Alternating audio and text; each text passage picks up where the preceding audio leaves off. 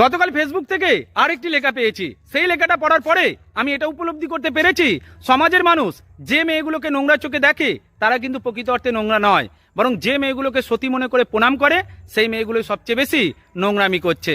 এটাই সত্যি।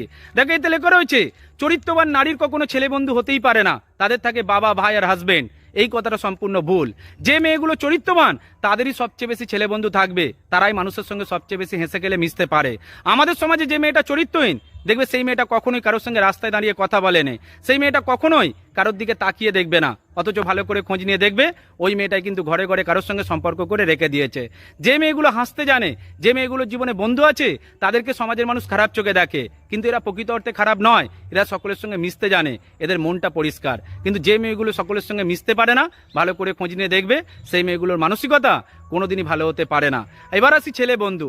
ছেলে বন্ধু থাকা কোনো মেয়ের জীবনেই খারাপ নয়, বিশেষ করে বিবাহিত মেয়ের জীবনে ছেলে বন্ধু থাকাটা খুবই স্বাভাবিক একটা বিষয়।